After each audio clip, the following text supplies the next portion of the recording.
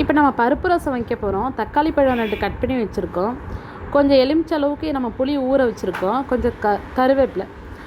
எண்ணெய் சட்டியை வச்சுட்டு இதில் 2 ஸ்பூன் நம்ம எண்ணெய் ஊற்றுறோம். எண்ணெய் சூடாகட்டும். சூடாகணுன்னே நம்ம 1/4 ஸ்பூன் நம்ம கடுகு போடுறோம்.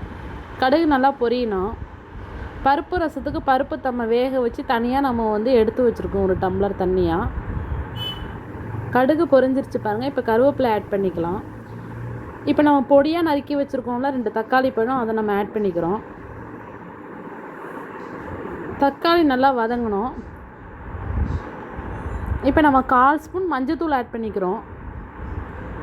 மஞ்சத்தூள் ஆட் பண்ணிவிட்டு பெருங்காயத்தூள் கொஞ்சம் ஆட் பண்ணிக்கலாம். தேவையான அளவு நம்ம உப்பு ஆட் பண்ணிக்கலாம். இப்போ எல்லாம் சேர்த்து நல்லா வதங்குங்க.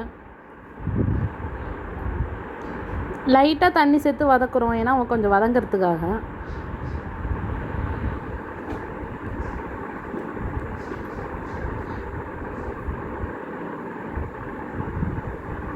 நல்லா வதக்கிட்டு என்ன பண்ணுறோன்னா, மிளகு, ஜீரகம், பூண்டு எல்லாம் நம்ம போட்டு பொடிஞ்சு வச்சுருக்கோம்ல, பவுடராக அரைக்காமல் பொடிஞ்சு வச்சுருக்கோம்.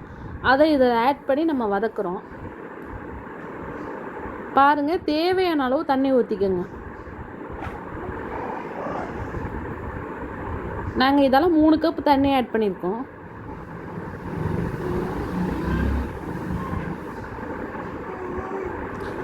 கொதிக்க வர நேரத்தில் நம்ம மல்லித்தழை போட்டு இறக்கிக்கலாம். ரொம்ப கொதிக்கக்கூடாது ரசம். பாருங்கள், இந்த மாதிரி கொதிக்குதில்ல. இப்போ நம்ம என்ன பண்ணுறோம், கட் பண்ணி வச்சுருக்கிற மல்லித்தழையை நம்ம இதில் ஆட் பண்ணுறோம். ரசம் ரெடிங்க. பருப்பு ரசம் உடம்புக்கு ரொம்ப நல்லது. பருப்பு ரசம்